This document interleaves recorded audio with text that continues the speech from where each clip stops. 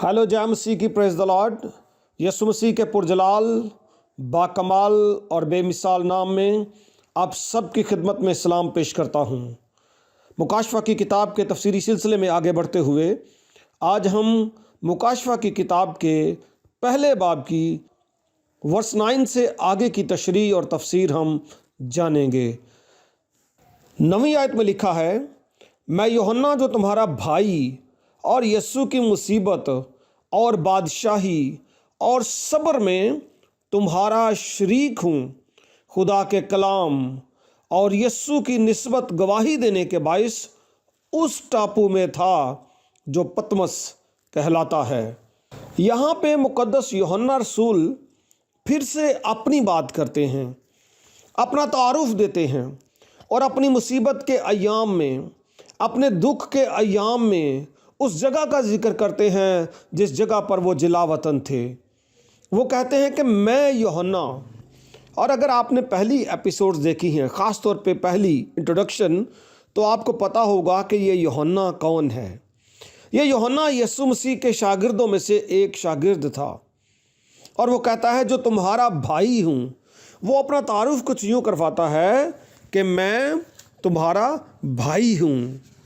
अब देखें जी, जब हम मसीही होने की बात करते हैं तो जितनों ने यीशु मसीह को कबूल किया है वो सब मसीह खुदावंद में एक दूसरे के भाई और बहनें हैं और खुदा बाप के लेपालिक बेटे हैं, क्योंकि उसका इकलौता बेटा मौलूद मुक़द्दस यीशु मसीह है। तो इसी निस्बत से यूहन्ना रसूल अपने आप को कलीसिया का, ईमानदारों का भाई कहता है। और मसीह खुदावंद ने भी ये फरमाया था कि तुम सब मेरे भाई हो। और पौलुस रसूल बयान करते हैं उसके बेटे के हम शक्ल हों ताकि वो बहुत से भाइयों में पहलोठा ठहरे। किताब मुक़द्दस ये वाज़े करती है कि जितने भी मसीह खुदावंद पर ईमान लाते हैं वो सब मसीह खुदावंद के भाई हैं और बहनें हैं और मसीह खुदावंद इन सब में पहलोठा है। यहाँ पे यूहन्ना रसूल इस बात को वाज़े करते हैं। एक तो वो अपना तारुफ देते हैं कि मैं तुम्हारा भाई हूँ और साथ में ये भी बताते हैं कि मैं मुसीबत में भी तुम्हारा शरीक हूँ। अव्वल तो मैं तुम्हारा भाई हूँ और दोम वो इस बात की तरफ तवज्जो दिलाते हैं कि मैं मुसीबत में तुम्हारे साथ शरीक हूँ। मुसीबतें तो ईमानदारों पर आती रहती हैं जी, और मसीह खुदावंद ने फरमान दिया था, जब मेरे सबब से लोग तुमको लान तान करेंगे और सताएंगे और हर तरह की बुरी बातें तुम्हारी निस्बत नाहक कहेंगे तो तुम मुबारक होगे, खुशी करना और नहायत शादमान होना, क्योंकि आसमान पर तुम्हारा अजर बड़ा है, इसलिए कि लोगों ने उन नबियों को भी जो तुमसे पहले थे इसी तरह सताया था। तो यहाँ पर रसूल कहते हैं कि मैं उन मुसीबतों में शरीक हूँ। और यूहन्ना रसूल को उस वक्त पतमस के जजीरे में जिलावतन कर दिया गया था, कैद कर दिया गया था। मैं आपको बताना चाहता हूँ कि पतमस एक पहाड़ी नुमा जजीरा था। ये एजियन आइलैंड के पास यूनान के नॉर्थ में एशिया कोचक के जनूब साहिल की तरफ वाक़े है और इफसस से 50 मील की दूरी पर है। इसको मसीही हलकों में रिलीजियस लेगेसी की वजह से, उस खास रोया की वजह से, द बुक ऑफ रेवलेशन की वजह से मसीही हलकों में एक ख़ास मुकाम हासिल है। और बहनों भाइयों बच्चों, ये जजीरा जो था रूमी मुजरमों को सज़ा देने के लिए इस्तेमाल किया जाता था। यहाँ पे बंजर आतिशफशां पहाड़ों की कसरत थी जिनमें तांबे की धात मौजूद होती थी और रूमी सल्तनत में बहुत सारे कैदियों को इसलिए यहाँ पे जिलावतन किया जाता था, कैद में लाया जाता था ताकि उनसे काम करवाया जा सके। यहाँ तांबे की कानों में से धात निकालने की गर्ज से लोगों को यहाँ मुंतकिल किया जाता था। ये जजीरा आज भी कायम है और 1981 में यूनान ने इसे साइक्रेड या हॉली प्लेस के तौर पर अनाउंस कर दिया था। और यहाँ पे एक विलेज, चोरा विलेज भी कायम किया गया है। लातादाद पिलग्रिम्स यहाँ पे आते हैं, इस साइट का विज़िट करते हैं। इसको आइलैंड ऑफ एपोक्लिप्स اور जेरूसलम ऑफ द एजियन भी कहा जाता है। और यूहन्ना रसूल बताते हैं कि वो क्यों यहाँ पे कैद थे। अव्वल ये कि खुदा के कलाम के लिए। देखें जी, मुसीबत आए तो खुदा के कलाम के खातर आए। आप जानते हैं पाकिस्तान के कॉन्टेक्स्ट में कई दफ़ा हम मुसीबतें खामखा अपने ऊपर ले आते हैं, लेकिन हमें इस बात को याद रखना चाहिए कि वो शख्स मुबारक है जिस पर खुदा के कलाम की निस्बत से, खुदा के कलाम की पैरवी की वजह से जिस पर आजमाइश आए और तकलीफ़ आए। यूहन्ना रसूल उन मुबारक लोगों में से एक थे, और वो कहते हैं कि मुझे खुदा के कलाम की निस्बत से अव्वल और सानियन यीशु मसीह की गवाही की खातर, चूँकि वो यीशु मसीह का एक गवाह था, रसूलों में से आखिरी रसूल था, तो इन दो बातों की वजह से वो जिला वतन था उस टापू में जो पतमस कहलाता है। और वो कहता है कि मैं मसीह की बादशाहत में भी शरीक हूँ। ये वो बादशाहत है जो हमारे दिलों में कायम है। ये वो बादशाहत है जो आलमगीर बादशाहत है। हर रूहानी शख्स के ऊपर मसीह की बादशाहत है। दुनिया के चप्पे चप्पे पर खुदा की बादशाहत है। और फिर वो भी वक्त आने वाला है जब यीशु मसीह की आमद सानी के बाद उसकी बादशाहत का दायरा कार बहुत फैल जाएगा, और उस बादशाहत में तमाम ईमानदार हिस्सेदार होंगे। और वो सब्र में भी शरीक है। पौलुस रसूल फरमाते हैं, और सिर्फ यही नहीं बल्कि मुसीबतों में भी फ़ख्र करें, ये जानकर कि मुसीबत से फ़ख्र पैदा होता है। और मुक़द्दस याकूब बयान करते हैं ये कामलियत का एक बेहतरीन रास्ता है। और हम ज़बूर की किताब का वो हिस्सा गाते भी हैं, मैं सब्र दे नाल आस रख के यहोवा दी करदा सां इंतज़ारी, ता दोस्त ने मेरे ते तरस खा के सुनी मेरी सारी आहोजारी। अब यहाँ पे यूहन्ना इस सब्र में वो खुशी का इजहार करता है कि वो बादशाहत में शरीक है। और मुकाशफा पहला बाब 10वीं आयत में बयान है कि खुदावंद के दिन रूह में आ गया, and I heard behind me a loud voice like a trumpet. मैंने नरसिंगे की सी एक बड़ी आवाज़ सुनी। तो मैं आपको ये बताना चाहता हूँ कि खुदावंद का दिन हफ्ते का पहला दिन है। वो दिन जिस दिन मौलूद मुक़द्दस खुदा ताला का बेटा यीशु अब्लीस को, कब्र को और मौत को शिकस्त देकर तीसरे दिन मुर्दों में से जी उठा। ये हफ्ते का पहला दिन है, सबत के बाद का दिन, जिसको हम इतवार कहते हैं, जो फतह और सलामती का दिन कहलाता है। उस दिन यूहन्ना रसूल रूह में आ गया, और रूह में आने से मुराद ये है कि वो रूह से भर गया, वो रूह की गिरफ्त में आ गया। उसने अपने आप को रूहुल कुदस के इख्तियार में दे दिया, और उसने खुदा की अजीम रोया को देखा। किताब मुक़द्दस में ऐसे मुख्तलिफ हवालाजात हमें मिलते हैं। अमाल की किताब में पतरस रसूल के रूह में आने का बयान है। दूसरे दिन जब वो राह में थे और शहर के नज़दीक पहुँचे, तो पतरस दोपहर के करीब कोठे पर दुआ करने को चढ़ा, और उसे भूख लगी और कुछ खाना चाहता था।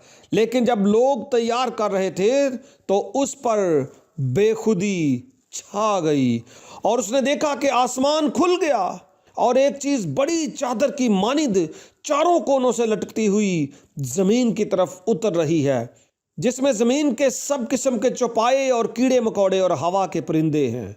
और जनाब, इससे मिलती जुलती रोया मुक़द्दस पौलुस रसूल ने भी देखी, और कहते हैं कि मुझे फ़ख्र करना ज़रूर हुआ, अगरचे मुफीद नहीं।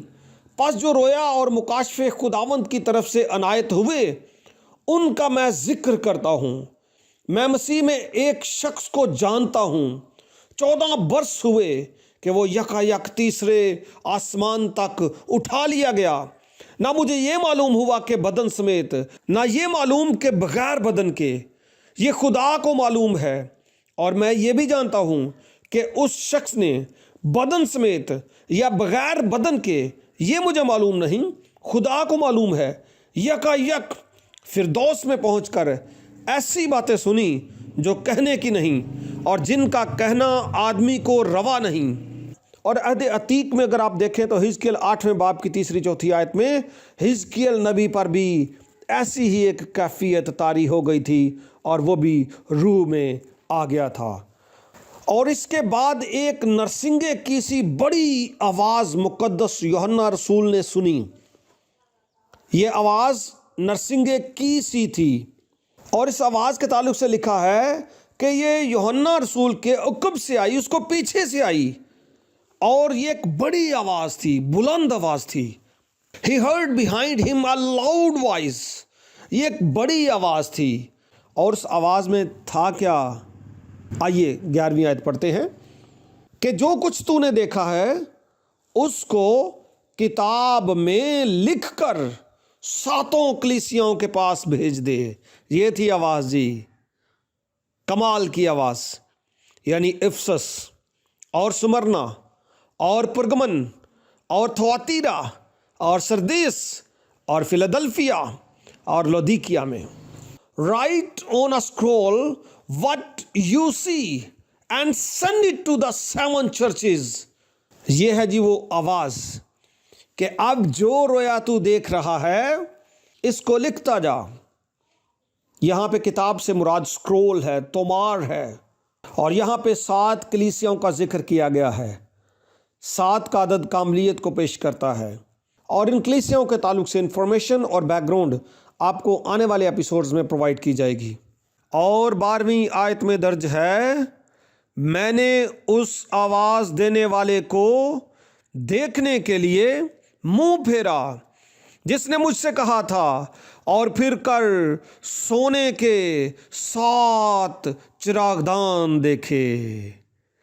जो ही यूहन्ना रसूल ने टर्न लिया, क्योंकि आवाज़ पीछे से आई थी तो टर्न लेना ज़रूर था। जैसे ही टर्न लिया गया तो वहाँ से जहाँ से आवाज़ आई थी उस सम्त में देखा गया तो यूहन्ना रसूल कहते हैं मैंने उस आवाज़ देने वाले को। आवाज़ क्या थी? जो कुछ तूने देखा है उसको किताब में लिख। ये जो आवाज़ आई थी उस शख्स को देखने के लिए यूहन्ना रसूल ने मुंह फेरा और क्या देखते हैं? सोने के 7 चिरागदान। अब यहाँ पे जो 7 चिरागदानों का पस मंज़र है वो खरूज की किताब के 25वें बाब से लिया गया है, जहाँ पे खुदा ने मूसा को हदायत बख्शी थी कि खैमा इज्तिमा में जलाने के लिए 7 चिरागदान रखे और ये 7 चिरागदान जुड़े हुए थे और वो चिरागदान मसीह को पेश करते थे, मसीह के नूर को पेश करते थे। चिरागदान के साथ जुड़ा हुआ सोना मसीह खुदावंद की उलूहियत को पेश करता था, उसकी बादशाहत को पेश करता था, उसके इख्तियार को पेश करता था। लेकिन यहाँ पे 7 चिरागदानों से मुराद जो है, अगर आप 20वीं आयत का मुताला करें तो 20वीं आयत में चिरागदानों का मुकाशफा वाज़े किया गया है और लिखा है कि 7 चिरागदान जो हैं वो कलीसियाएँ हैं। यानी यहाँ पे जो 7 कलीसियाएँ हैं उनको चिरागदान, 7 चिरागदान कहकर तशबीह दी गई और तशबीही एतबार से एलेगोरिकली यही वो 7 कलीसियाएँ थीं जो रोया में यूहन्ना रसूल ने देखी। कलीसिया को चिरागदान इसलिए कहा गया है कि कलीसिया यीशु मसीह से रोशनी लेकर इस दुनिया को मुनव्वर करे और इसीलिए मसीह खुदावन ने खुद को भी कहा था कि मैं दुनिया का नूर हूँ और अपनी कलीसिया, अपने शागिर्दों को भी ये कहा था कि तुम दुनिया का नूर हो। और 13वीं आयत में लिखा है, और उन चिरागदानों के बीच में आदमजाद सा एक शख्स देखा जो पांव तक का जामा पहने और सोने का सीना बंद सीने पर बांधे हुए था। यहाँ पे चिरागदानों यानी कलीसिया के बीच में कलीसिया के मालिक मौलूद मुकद्दस यीशु मसीह को देखा गया, जिसको आदमजाद भी कहा जाता है, जिसको इब्ने आदम भी कहा जाता है। और वो शख्स आदमजाद सा पाँव तक का जामा पहने था और सोने का सीना बंद सीने पर बांधे हुए था। याद रखें, आदमजाद जो है یہ مسیح خداوند کا ایک لقب ہے، ایک ٹائٹل ہے، اور عہد قدیم میں بھی اس کا استعمال کیا گیا۔ مقدس دانیل کی کتاب میں بیان ہے، میں نے رات کو رویا میں دیکھا اور کیا دیکھتا ہوں کہ ایک شخص آدمزاد کی مانند آسمان کے بادلوں کے ساتھ آیا اور قدیم الایام تک جا پہنچا۔ اور اس سے بھی پہلے مقدس حزقیل بیان کرتے ہیں، اور اس فضا سے اوپر جو ان کے سروں کے اوپر تھی تخت کی صورت تھی، اور اس کی صورت نیلم کے پتھر کی سی تھی، اور اس تخت نما صورت پر کسی انسان کی سی شبیہ اس کے اوپر نظر آئی، اور یہاں پہ اس آدم زاد نے پاؤں تک کا جامہ پہنے ہوئے تھا، اور یہ جامہ پیش کرتا ہے کہ مسیح خداوند ایک عظیم سردار کاہن ہے۔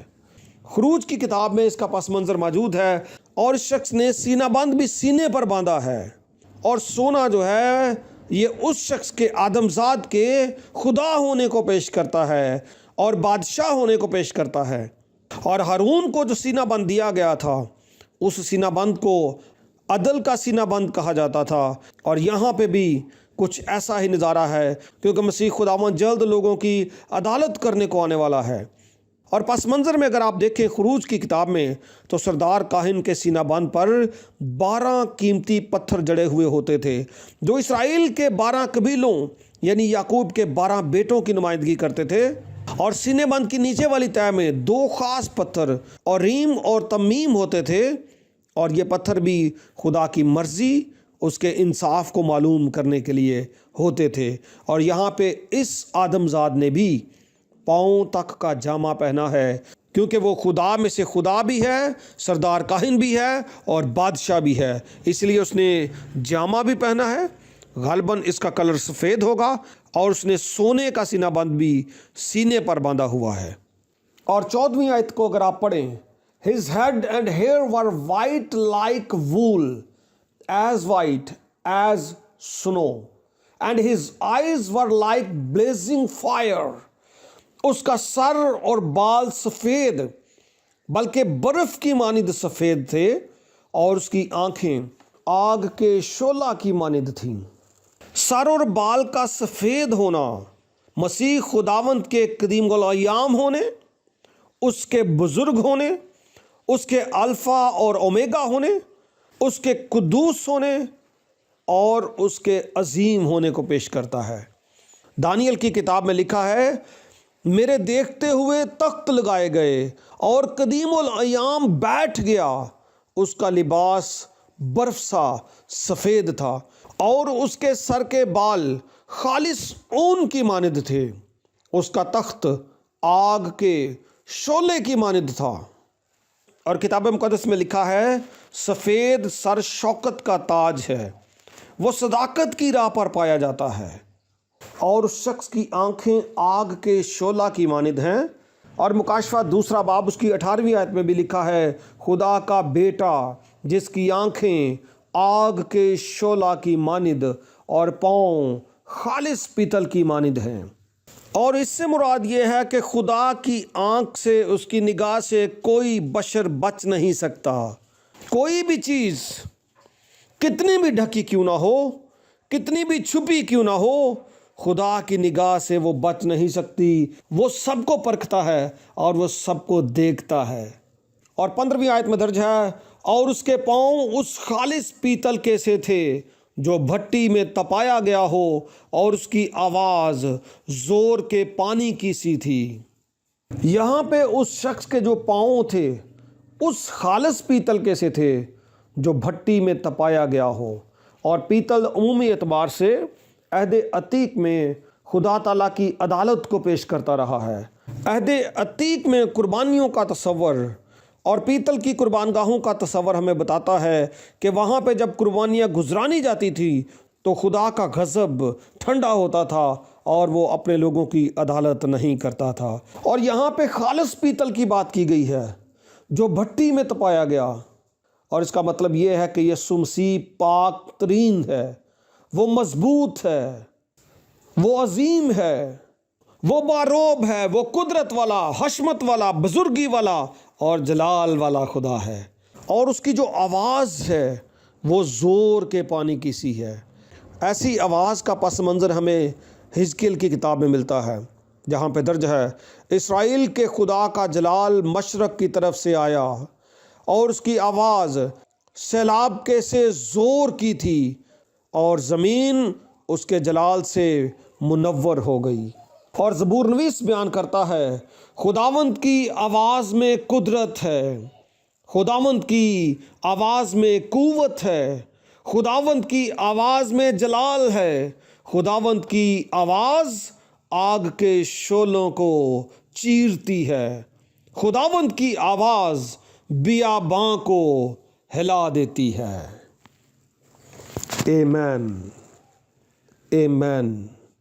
خداوند آپ سب کو برکت دے۔ Thank you for watching.